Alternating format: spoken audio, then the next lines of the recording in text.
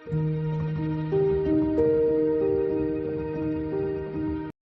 میں درد آج تک نہ آیا ہو، 60 سال کی عمر میں ایک بار بھی سر میں درد نہیں آیا، پیٹ میں درد نہیں آیا، لیکن اس کے باوجود اللہ تعالیٰ کے سامنے عاجزی کریں گے، اپنے آپ کو جھکائیں گے، اپنے سر کو اس کے قدموں کے نیچے رگڑیں گے، تو اللہ تبارک و تعالیٰ کو ہمارا دعا کرنا بہت زیادہ پسندیدہ ہے۔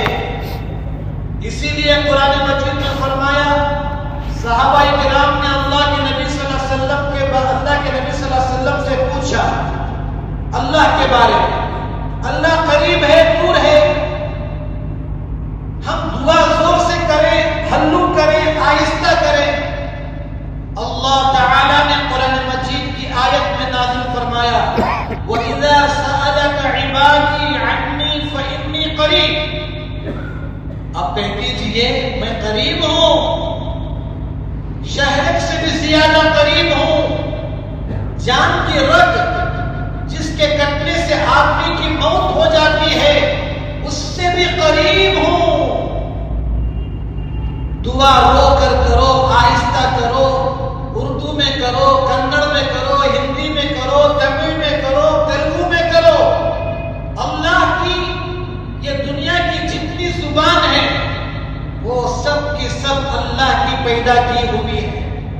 عرب والے عربی میں دعا کرتے ہیں، ہندوستان والے اردو میں دعا کرتے ہیں، جن کو اردو نہیں آتی وہ ان کی زبان میں دعا کرتے ہیں، اور جن کو زبان نہیں ہے اشارے سے دعا کرتے ہیں، اللہ ان کے ہاتھوں کے اشاروں کو سمجھ کر ان کے بیڑے کو پار کرتے ہیں۔ اللہ زبان کے محتاج نہیں۔ اللہ تعالیٰ عربی میں ربنا آتنا فی الدنیا بولیں گے تو قبول ہوگی، بے زبان کیسے دعا کرے گا؟ جس کو ہم بے زبان کہتے ہیں، بات نہیں کر سکتا، ماں کو پکار نہیں سکتا، الفاظ کو زبان سے ادا نہیں کر سکتا، گونگا، بہرا، کانا، اندھا، اللہ تعالی ان سب کی ارمانوں کو، ان سب کی مرادوں کو پورا کرتے ہیں، اس کو کہتے ہیں دعا۔ اللہ کو بہت زیادہ پسندیدہ ہے، خوشی میں پکارنے والے اللہ کو بہت زیادہ پسندیدہ ہیں، بغیر بیماری کے اللہ کے سامنے رونے والے اللہ کو بہت زیادہ پسندیدہ ہیں۔ اللہ تعالیٰ فرشتوں سے فرماتے ہیں، دیکھو کوئی پریشانی نہیں ہے، بہترین بنگلے میں رہتا ہے، عالیشان گاڑیاں ہیں، کوئی بیماری نہیں، کوئی ٹینشن نہیں، کوئی پریشانی نہیں، دیکھو میرا بندہ، یہ میرا بندہ ہے، روتا ہے مغرب سے پہلے، ہر نماز سے پہلے، نماز کے بعد یہ روتا ہے، مانگتا ہے، میں اس کو کبھی خالی ہاتھ نہیں بھیجوں گا، اس کی موت بھی ایمان پر آئے گی اور اس کو جنت میں داخل کرنے کی ذمہ داری میری ہوگی۔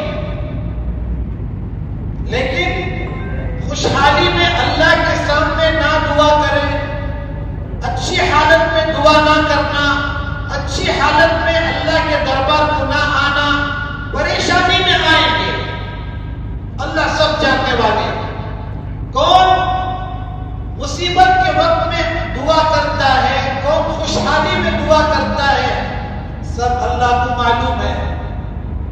اچھے ہوں تو نہ اللہ یاد آتے ہیں، نہ رسول اللہ یاد آتے ہیں، نہ قرآن یاد آتا ہے، نہ مسجد یاد آتی ہے۔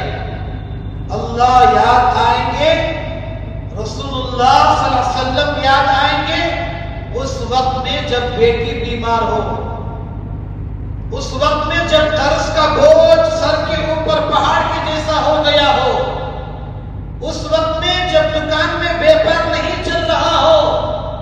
اللہ تعالیٰ ان کو بھی جاننے والے ہیں، ان کو بھی جاننے والے ہیں، سب کے دلوں کی حالتوں کو جانتے ہیں، سمجھتے ہیں کہ کس کس کے دل میں کیا کیا باتیں پیدا ہو رہی ہیں، کس کس کے بارے میں۔ اسی لیے فرمایا دونوں حالتوں میں دعا کرو، دونوں حالتوں میں اللہ کے سامنے رو، دونوں حالتوں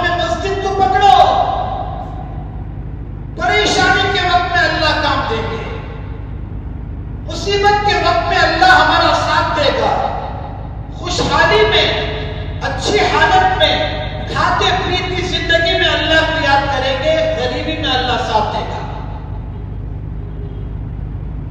اچھی صحت کی حالت میں اللہ کو یاد کریں گے، بیماری میں اللہ ساتھ دے گا۔ اسی لیے قرآن مجید میں آپ اٹھا کر دیکھ لیجئے، انبیاء کی دعا کی آیتیں، کوئی نبی ایسا نہیں حضرت بابا آدم علیہ السلام سے لے کر رسول اللہ صلی اللہ علیہ وسلم تک جن کی دعا کا تذکرہ، جن کی دعا کی بیان، جن کی دعا کی آیت اللہ نے قرآن مجید میں نازل نہ کی ہو۔ ہر نبی نے دعا کی، ان کی دعاؤں کو اللہ قرآن مجید میں بیان کیا۔ حضرت آدم علیہ السلام کی دعا قرآن مجید کے اندر موجود ہے، ربنا ظلمنا انفسنا وان لم تغفر لنا وترحمنا لنكونن من الخاسرین۔ کتنی عاجزی فرمائی حضرت آدم علیہ السلام نے، اے اللہ میں گنہگار ہوں۔ سب سے پہلے نبی جس کے ہم تمام کے باپ آدم علیہ السلام، دنیا کے پہلے انسان، دنیا میں سب سے پہلے جنت میں رہنے والے، اللہ نے فرشتوں کو حکم کیا کہ آدم کے سامنے سجدہ کرو۔ ایسی بڑی ہستی دعا کر رہی ہے کہ اے اللہ رحم فرما، یا اللہ کرم فرما، میں بہت بڑا ظالم ہوں، میں نے میرے اوپر بہت ظلم کیا ہے، اگر تو نے معاف نہیں کیا، وَإِن لَمْ تَغْفِرْ لَنَا وَتَرْحَمْنَا، رحم نہیں کیا، تو میں آدم خسارے میں پڑ جاؤں گا، میں نقصان اٹھانے والوں میں ہو جاؤں گا۔ اللہ تعالیٰ نے قرآن مجید کے اندر حضرت آدم علیہ السلام کی دعا کا تذکرہ کر کے فرمایا کہ اے مسلمانوں تم بھی دعا کرو۔ صرف شب برات میں، شب قدر میں، عید کے دن، جمعہ کے دن، صرف فلاں دن، دعا ہر موقع پر، ہر زمانے میں، ہر دن میں، ہر رات میں ماننے والی چیز ہے۔ حضرت نوح علیہ السلام کے بارے میں ان کی دعا کا تذکرہ بھی اللہ تعالیٰ نے قرآن مجید میں کیا ہے۔ جب انہوں نے دعا کی 2 دن 3 دن 1 مہینہ نہیں، 950 سال تک دعا کرتے رہے، اور فرمایا کہ مسلمانوں جب تک زندہ رہو دعا کرتے رہو، اس لیے کہ نوح علیہ السلام نے 950 سال تک دعا کی، اللہ تعالیٰ نے ان کی دعا کو قبول کیا۔ عذاب آیا، آسمان سے پانی، زمین سے پانی، اوپر سے پانی، نیچے سے پانی، اللہ تعالیٰ نے ان کی دعا کو قبول کیا۔ جن جن لوگوں نے ان کو ستایا، ایمان والوں کو ستایا، 950 سال محنت کرنے کے بعد صرف 70 یا 80 مسلمان ہوئے۔ 950 سال کی محنت کے بعد صرف اتنے لوگ مسلمان ہوئے۔ اب بتاؤ کیسی کٹر قوم ہوگی، کیسی قوم ہوگی، اللہ کے منکر، اللہ کے نبی کو ستانے والے۔ ایسا عذاب آیا، اللہ تعالیٰ نے پوری دنیا میں پانی پانی کر دیا اور پورے کے پورے ہلاک و برباد ہو گئے۔ قرآن مجید میں ان کی دعا کا بھی تذکرہ ہے۔ حضرت موسیٰ علیہ السلام، ان کی دعا کا بھی تذکرہ ہے کہ موسیٰ علیہ السلام نے اللہ سے دعا کی، فرعون کے ظلم، بنی اسرائیل کے لوگوں کے اوپر فرعون کا ستم، چھوٹے چھوٹے بچوں کو اس ماں کے دہلیز کے پاس، دروازے کے پاس آ کر قتل کر دیتا، ماں کے بچے کو اس کے دروازے کے پاس رکھ کر گلا کاٹتا۔ ظلم بڑھ گیا، ستم بڑھ گیا، کہنے لگا کہ میں ہی خدا ہوں، میں ہی اللہ ہوں، میرے علاوہ کوئی اللہ نہیں، میری عبادت کرو، میری بات مانو۔ لیکن اس ظلم کو دیکھ کر مسلمانوں نے کہا قالوا اجئتنا قبل هذا کہ اے موسیٰ آپ کے آنے سے پہلے بھی یہ ہمارے اوپر ظلم کرتا تھا. ومن بعد ما جئتنا ہم تو سمجھ رہے تھے کہ آپ کے آنے کے بعد اس کا ظلم کم ہو جائے گا، لیکن آپ کے آنے سے پہلے بھی 7ویں سورے میں قرآن مجید کا 7واں سورہ سورہ اعراف آیت نمبر 129 اس کے اندر اللہ تعالیٰ نے فرمایا کہ موسیٰ علیہ السلام کے قوم نے کہا کہ آپ کے آنے سے پہلے بھی، آپ کے آنے کے بعد بھی، نبی بننے کے بعد بھی اس کا ستم، اس کی مار، اس کا ظلم کم نہیں ہو رہا ہے. تو موسیٰ علیہ السلام نے فرمایا لَيَسْتَخْلِفَنَّهُمْ فِي الْأَرْضِ اللہ تعالیٰ ان قریب تمہیں ایمان والوں کو ان کی زمینوں کا مالک بنا دے گا. تو انہوں نے دعا کی، فرعون غرق ہوا، ڈوبتا ہوا، دعا کرنے لگا کہ اے اللہ میں ہارون اور موسیٰ علیہ السلام کے اللہ پر ایمان لاتا ہوں، لیکن اللہ نے اس وقت کی دعا کو قبول نہیں کیا. حضرت یونس علیہ السلام کی دعا قرآن مجید کے اندر موجود. آپ مچھلی کے پیٹ میں ہیں، لا الہ الا انت سبحانک انی کنت من الظالمین. اللہ تیرے سوا کوئی معبود نہیں، تو پاک ہے، میں ہی ظالم ہوں. ان کی دعا کا تذکرہ بھی قرآن مجید کے اندر موجود. اللہ تعالیٰ نے فرمایا کہ جو مسلمان لا الہ الا انت سبحانک انی کنت من الظالمین دعا یونس اس کو کثرت سے پڑھتا رہے گا، جیسے اللہ یونس علیہ السلام کو مچھلی کے پیٹ سے آزاد کیے، پریشانی سے آزاد کیے، مصیبتوں سے آزاد کیے، لا الہ الا انت کو پڑھنے والے کو بھی وَكَذَلِكَ نُنْجِي الْمُؤْمِنِينَ ایمان والوں کی پریشانیوں کو بھی ہم دور کریں گے. ایوب علیہ السلام کی دعا، جب بیمار ہوئے کئی سال تک پورے بدن میں ایسی بیماری آ گئی کہ لوگوں نے بستی سے باہر ڈال دیا، بیوی بچے دور ہو گئے، خاندان والے دور ہو گئے، لوگوں نے کچرا ڈالنے کی جگہ پر لے کر ان کو ڈال دیا. بیوی سے غلطی ہو گئی تو انہوں نے قسم کھا لی میں اچھا ہو جاؤں گا تو میں تجھے 100 کمچیاں ماروں گا، 100 کوڑے ماروں گا.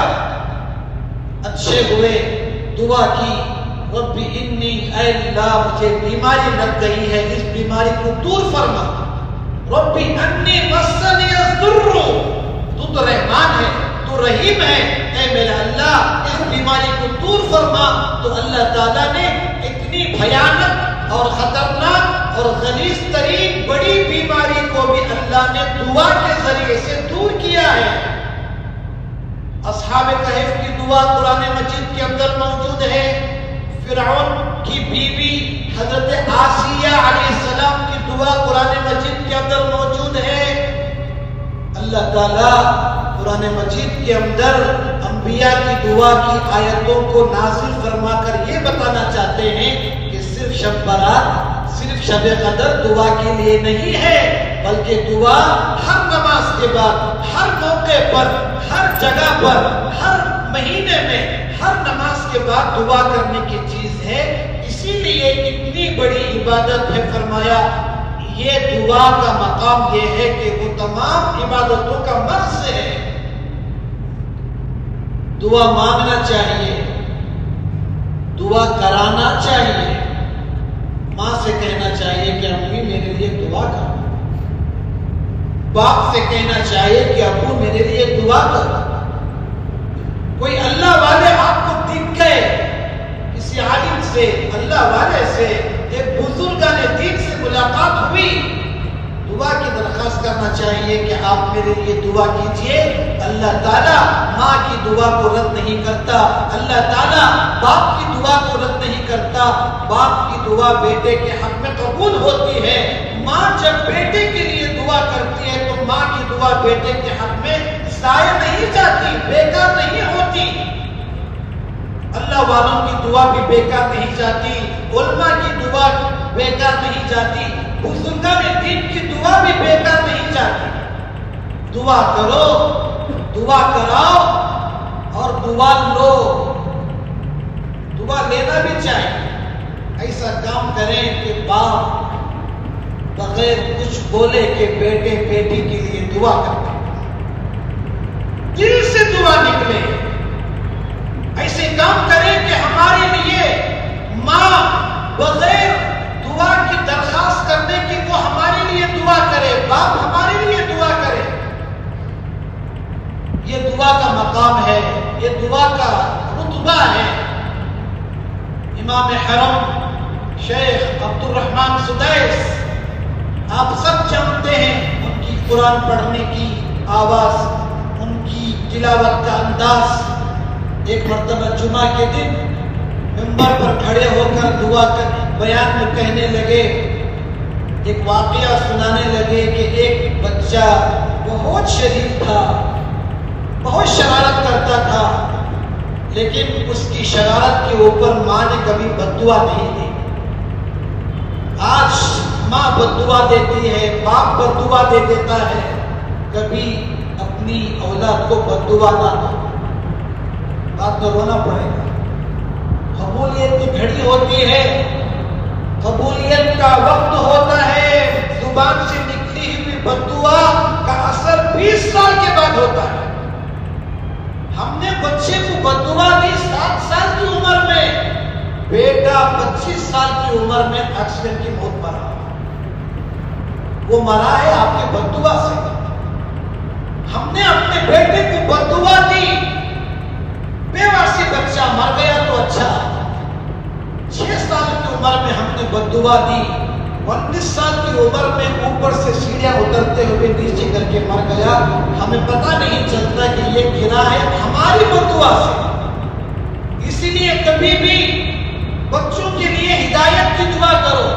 بیٹا نماز نہیں پڑھتا، اللہ کے سامنے آؤ، بیٹا اللہ میرے بیٹے کو نمازی بنا دے، اے اللہ میری بیٹی کو نمازی بنا دے، اے میرے مولا میری بچی پردہ نہیں کرتی، اے اللہ میرے بچی کو پردہ کرنے کی توفیق دے دے، اے اللہ میرا بیٹا بری صحبت میں پڑ گیا ہے، بری عادتوں میں پڑ گیا ہے، اے اللہ میں بد دعا نہیں کرتا، اے اللہ میرے بیٹے کو صحیح راستے پر چلا، برے دوستوں سے بچا لے، بری صحبت سے بچا لے، اے اللہ وقت کو برباد کرنے سے بچا لے، اے اللہ میرا بچہ نماز نہیں پڑھتا، اے اللہ تو ہے نمازی بنانے والا۔ عبد الرحمن سدیس ایک واقعہ بیان کرتے ہوئے کہتے ہیں کہ ایک بچہ بہت زیادہ شرارت کرتا تھا، ماں اس کو دعا دیتی تھی، بد دعا نہیں دیتی تھی، لیکن ایک مرتبہ اس بچے نے اتنی بڑی شرارت کر دی، سالن کے اندر مٹی ڈال دیا، کچھ نہیں ہے گھر میں سوائے اس سالن کے، شرارت ایسی تھی بچے نے اس سالن کے اندر مٹی ڈال دیا۔ اس وقت میں ماں کی زبان سے نکلا، اللہ تجھے امام حرم بنا دے، اللہ تجھے حرم کا امام بنا دے۔ رو کر کہنے لگے کہ وہ بچہ میں ہوں، میں ہوں عبد الرحمن سدیس۔ اگر ماں سالن میں مٹی ڈالنے کی وجہ سے مجھے بد دعا کر دیتی تو عبد الرحمن سدیس پتہ نہیں کہاں ہوتا، امام حرم کیسے بنتا، امام حرم کے اندر کیسے نماز پڑھاتا۔ تو دعا لینا چاہیے، دعا کرنا چاہیے اور دعا کی گزارش بھی کرنا چاہیے۔ اللہ تعالیٰ نے کیسے کیسے اللہ والوں کی دعاؤں کو قبول کیا، ان کی دعاؤں کی برکت سے اللہ تعالیٰ نے کیسے کیسے لوگوں کو دنیا اور آخرت کی پریشانیوں سے دور کیا۔ ایک نوجوان، ایک عورت، ایک شوہر بیٹھ کر گھر میں دسترخوان کے اوپر کھانا کھا رہے تھے، اچانک دروازے کے پاس ایک فقیر آتا ہے، آ کر کہتا ہے کہ اللہ کے نام پر کچھ دے دو، 2 دن سے بھوکا ہوں۔ وہ عورت کہتی ہے میرا شوہر میرا شوہر اٹھتا ہے، دروازے کے پاس جاتا ہے، اس فقیر کو کھانا دینے کے بجائے دھتکار کر اس کو دروازے سے ہکال دیتا ہے، دروازے سے بھگا دیتا ہے اور وہ فقیر چلا جاتا ہے۔ چند دن کے بعد عورت کہتی ہے میرے گھر میں ایسی پریشانی آئی، کھانے کے لیے ہم ترسنے لگے، گھر میں کھانا ختم، روزی ختم، برکت ختم، اور گھر میں فقیری، پریشانی، بے روزگاری، لڑائی جھگڑا شروع ہو گیا، یہاں تک کہ شوہر مجھے ایک روٹی لا کر دینے کے لائق نہیں رہا، لیکن آپس کی لڑائیوں کی وجہ سے، گھر میں نانو نہ ہونے کی وجہ سے اس کے میرے بیچ میں لڑائیاں شروع ہو گئی، طلاق ہو گئی، اور وہ اپنا راستہ چلا گیا، میں اپنا راستہ چلی گئی۔ میں نے دوسری شادی کی، دوسرا نکاح ہوا، میں دوسرے شوہر کے ساتھ ایک مرتبہ کھانا کھا رہی تھی، اچانک دروازے کے پاس کسی مانگنے والے کی آواز آئی کہ روٹی دے دو، کھانا دے دو، پریشان ہوں۔ تو میرے شوہر نے کہا کہ جاؤ اس مانگنے والے کو کھانا دے کر آؤ، روٹی دے کر آؤ، اس کو بھی کھانا کھلاؤ۔ وہ عورت کہتی ہے جیسے ہی میں دروازے کے پاس گئی، پردے میں کیا دیکھتی ہوں کہ میں بے ہوش زمین پر گر پڑی، اس کو دیکھتے ہی زمین پر گر پڑی، بے ہوش ہو گئی۔ میں تھوڑی دیر کے بعد مجھے ہوش آیا، میرے شوہر نے میرے چہرے کے اوپر پانی ڈال کر مجھے اٹھایا اور پوچھا میں نے تجھے روٹی دینے کے لیے بھیجا تھا، کھانا دینے کے لیے بھیجا تھا، بے ہوش کیوں ہو گئی؟ وہ عورت کہنے لگی، وہ واقعہ سنانے لگی کہ میں اپنے پہلے شوہر کے ساتھ کھانا کھا رہی تھی، وہ شوہر نے اس فقیر کو کھانا دینے سے انکار کر دیا تھا، بعد میں ہمارے بیچ میں جدائی ہو گئی تھی، آج دروازے کے پاس فقیر بن کر آنے والا وہ میرا پہلا شوہر ہے۔ اللہ نے اس کو فقیر بنایا۔ اس وقت میں ایک دوسرا شوہر بھی کہتا ہے، راز کی بات بتاؤں، وہ جو پہلے شوہر کے سامنے مانگنے والا جو آیا تھا، تمہارے شوہر نے ایک آدمی کو دروازے سے بھگا دیا تھا، وہ فقیر میں ہوں، مانگنے والا میں ہوں، اللہ نے میری جگہ پر اسے کھڑا کر دیا، اس کی جگہ پر مجھے کھڑا کر دیا۔ تو یہ ہے دعا مانگنا، دعا کرنا، دعا لینا اور دعا مانگنا چاہیے اللہ، اور دعا لینا بھی چاہیے۔ تو بہت بڑی عبادت کی چیز ہے میرے بھائیوں، بزرگوں، یہ دعا۔ اس لیے زیادہ سے زیادہ ہم اپنا وقت اللہ سے مانگنے میں گزاریں، اللہ سے گڑ گڑانے میں گزاریں۔ اس دعا کی وجہ سے اللہ تعالیٰ 70-80 سال کے گنہگار کو بھی جنت نصیب فرماتے ہیں۔ قاسم نانوتوی رحمۃ اللہ علیہ کو آپ جانتے ہوں گے، بہت بڑے اللہ والے، ان کے نام سے دارالعلوم دیوبند بنا ہے۔ قاسم نانوتوی رحمۃ اللہ علیہ بہت بڑے اللہ والے، بہت بڑے بزرگ۔ ان کے پڑوس میں ایک بنیان رہتا تھا، غیر مسلم رہتا تھا۔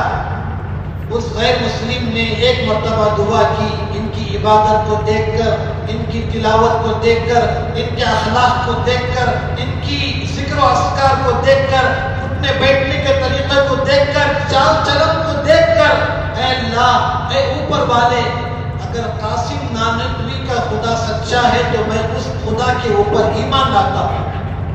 قاسم نانوتوی اگر سچے ہیں، وہ جس اللہ کو مانتے ہیں اس اللہ پر میں ایمان لاتا ہوں۔ اگر ان کا خدا سچا ہے، اس کا انتقال ہوا، اس کو خواب میں حضرت قاسم نانوتوی رحمۃ اللہ علیہ نے دیکھا کہ وہ آدمی جنت میں گھوم رہا ہے، جنت الفردوس میں اللہ تعالیٰ نے اس کا گھر بنا دیا ہے۔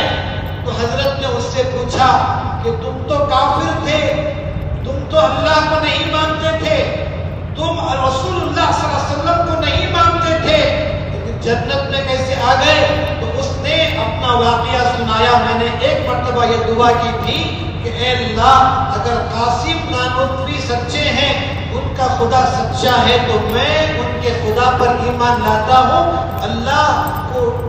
میں نے اللہ پر ایمان لایا، کلمہ پڑھا، لیکن میرے کلمے کو اگر میرے خاندان والے جان لیتے، میرے خاندان والوں کو معلوم ہو جاتا کہ میں نے کلمہ پڑھ لیا ہے، ایمان میں داخل ہو گیا ہوں، تو مجھے مار دیتے.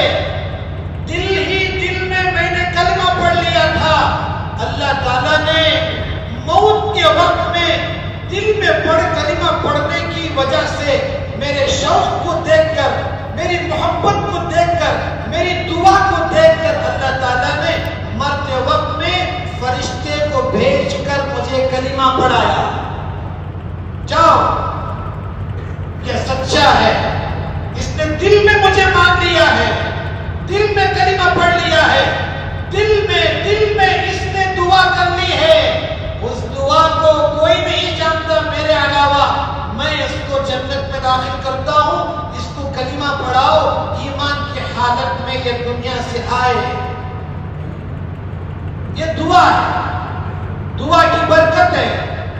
صلاح الدین ایوبی رحمت اللہ علیہ، ان کے نام سے بھی آپ حضرات واقف ہوں گے. بہت بڑے اللہ والے. بیت المقدس اس زمانے میں عیسائیوں کے ہاتھ میں تھا.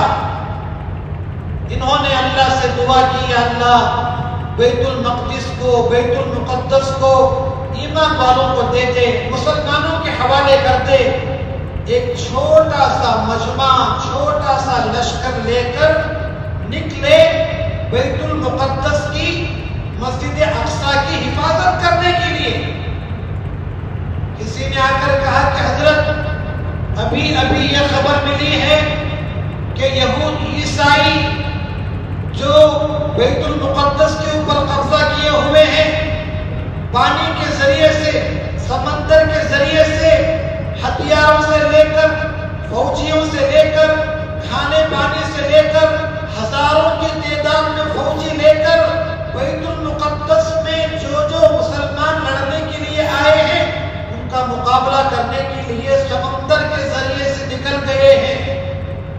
حضرت کو پریشانی ہوئی. حضرت جب اللہ سے دعا کرنے لگے، پوری رات انہوں نے دعا کی کہ اے اللہ میرے پاس تھوڑے مسلمان ہیں، اے اللہ میرے پاس تھوڑے ایمان والے ہیں، تو ہی اپنی مسجد کی حفاظت کر سکتا ہے، بیت المقدس کی حفاظت کر سکتا ہے. کتابوں کے اندر لکھا گیا ہے کہ پوری رات انہوں نے دعا کی، اللہ سے مانگا، دعا کیا، رویا. جب صبح ہوئی، ایک بہت بڑے اللہ والے کو دیکھا جن کا چہرہ روشن، جو اللہ والے بزرگ تھے. ان سے کہا کہ حضرت دعا کیجئے، بہت بڑا لشکر ہمیں مقابلہ کرنے کے لیے نکل پڑا ہے. تو اس اللہ والا نے ان سے کہا کہ آپ بے فکر رہیے، آپ کو اللہ تعالیٰ کامیاب کرے گا. ان کا پورا سمندر میں وہ فوج، ان کا لشکر، ان کی کشتی، ان کا جہاز ڈوب جائے گا. 3 دن کے بعد اطلاع ملی کہ واقعی اس اللہ والے نے سچ کہا تھا. 3 دن کے بعد پتا چلا کہ اللہ تعالیٰ نے ان کی دعا کی بدولت، ان کی دعا اور رات میں رونے کی بدولت اللہ نے ان کی دعا کو قبول کیا اور اتنے بڑے پانی کے جہاز کو پانی میں ڈوبو دیا. تو بتانے کا مقصد یہ ہے کہ رمضان کا مہینہ آ رہا ہے.